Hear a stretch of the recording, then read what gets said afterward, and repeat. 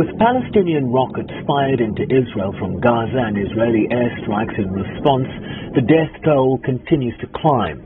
With scores injured, at least 53 Palestinian and 6 Israeli deaths have been reported, as international concerns about a protracted conflict continue to grow.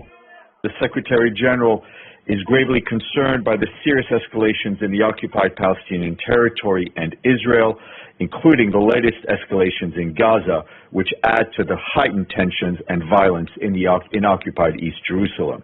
He is deeply saddened to learn of the increasingly large numbers of casualties, including children, from Israeli airstrikes in Gaza, and of Israeli fatalities from rockets launched from Gaza. Rockets have rained down on southern Israel as far north as Tel Aviv, while that country's air force struck at targets in the Hamas-controlled Gaza Strip, a densely populated enclave of 2 million people under blockade since 2007. This multi-story residential building collapsing under bombardment. We are deeply concerned at the escalation of violence in the occupied Palestinian territory, including East Jerusalem and in Israel in the past few days. Palestinian armed groups have launched some 250 rockets towards Israel in the past 24 hours, reportedly injuring at least 17 Israeli citizens. The use of indiscriminate weapons, such as the rockets being fired into Israel, is strictly prohibited under international humanitarian law and must stop immediately. At the heart of the latest escalation is the threatened eviction of Palestinian families from neighborhoods in East Jerusalem, an area Palestinians seek as the capital of a future independent state, and heavy-handed tactics by security forces in response to protests at the Al-Aqsa Mosque compound during the holy month of Ramadan. The President and his team will continue to pursue the conditions for diplomacy, dialogue, and de-escalation, and protection of civilians, even as we work together with our friends to deter acts of violence and terrorism. We will also continue to support a two-state solution to the Israeli-Palestinian conflict. That is the only way to ensure the just and lasting peace that two peoples have struggled to achieve. We believe Palestinians and Israelis deserve equal measures of freedom, security, dignity, and prosperity. And U.S. officials in recent weeks have spoken candidly with Israeli officials about how evictions of Palestinian families who have lived for years, sometimes decades, in their homes, and of demolitions of these homes work against our common interest in achieving a solution to the conflict. The UN's Human Rights Office calling initial Israeli tactics in response to protests indiscriminate, unwarranted, and disproportionate. What we're seeing is extremely worrying, and certainly when you see the treatment of some of the protesters, and even people who weren't protesting, people who were simply praying, or people who were having their iftar, who've been subjected to violence, or completely unprovoked responses by the security forces. Backdoor mediation from the UN, Qatar and Egypt hoping to deliver a ceasefire, despite no immediate indication from either side that they are prepared to back down. Sherman Weisspies, SABC News, New York. All right, and let's get a bit more from Sherwin. He joins us live now from the United Nations in New York. Sherwin, thank you. So 2 emergency sessions on the Council in 3 days, still no unified position. Just this call on both sides to stop fighting, stop the escalation.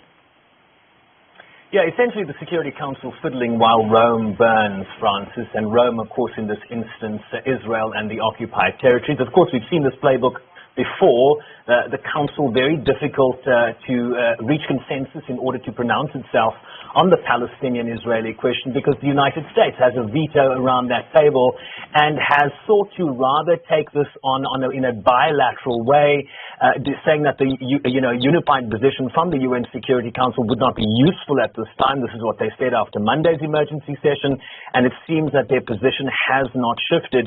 We understand that Tor Veneslant, the Middle East coordinator, briefed the Council really to give them the very latest from the ground. We got a readout of that briefing from the Secretary General spokesperson, Stefan Dujarric. This is what he said. We're very concerned by the growing civilian casualties in both Gaza and Israel, and deeply saddened by the reported deaths of children in Gaza. The Secretary General and Mr. Venezuelan have both reiterated that Hamas and other militant groups' indiscriminate launching of rockets and mortars from highly populated civilian neighborhoods towards civilian population center violates international humanitarian law and is unacceptable and has to stop immediately. While recognizing Israel's legitimate security concerns, Mr. Venezuelan also reiterated that Israeli authorities must also abide by their responsibilities under international law and that Israeli security forces should exercise maximum restraint, calibrate their use of force to spare civilians and civilian objects in the conduct of military operations. Francis, just to give you an idea of what that proposed draft statement would say, right? It has 4 members of the Security Council. It says Security Council members would voice grave concern regarding escalating tensions and violence in the occupied West Bank, including East Jerusalem. It calls for the exercise of restraint, refraining from provocative actions and rhetoric, and upholding and respecting the historic status of the holy sites, of course, the Al-Aqsa compound. It calls on both sides to de-escalate the situation and condemns the firing of incendiary devices and rockets from Gaza. So essentially, that's what the United States is blocking. All right, and the United States, I mean, everybody's watching to see the Joe Biden administration's response after the pretty unequivocal support for Israel from the Trump administration. So we understand the U.S. is sending this envoy to go and call for de-escalation in person, Sherwin, and just tell us, I mean, with Washington seen as Israel's staunchest supporter still, how is this being framed on the ground in the U.S.? So essentially what Washington is saying to the Council is, hang on just a little bit here, let us take the lead on this. We are their strongest ally in the region around the world. Secretary Blinken speaking earlier that the U.S. is deeply engaged across all levers of government, from the White House to the State Department. We understand there have been contacts at the foreign minister level. There have been contacts at the national security advisor level. They are sending the senior official. Hadi Amr is the Deputy Assistant Secretary for Israel and Palestinian Affairs. But let's listen to Antony Blinken in his own words, speaking just a short time ago at the State Department launch.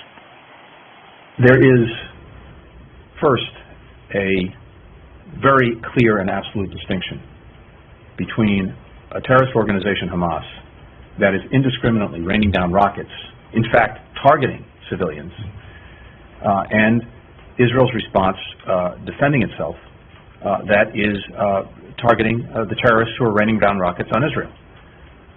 But whenever we see civilian casualties, and particularly when we see children caught in the crossfire, losing their lives, that has a powerful impact. And I think Israel has an extra burden in trying to do everything it possibly can to avoid civilian casualties, even as it is rightfully responding in defense of its people. And as I said, the Palestinian people have the right to safety and security, and we have to, I think, all work in that direction. So not wholesale criticism as one might have expected, say, from the Trump administration. Blinken really walking a fine line here, talking about how Israel has an extra burden in trying to avoid the scenarios we're seeing playing themselves out in Gaza in terms of the number of children casualties here. But now, really the big focus on that envoy that will be arriving in the region soon to see if the United States here in the main can deliver a de-escalation, which I think is what the international community is seeking to achieve in the short term. All right, well, let's see how that envoy is received and if there's any break in this impasse at the UN. Thank you very much for that latest update from Sherwin Bryce Peace, live from the United Nations.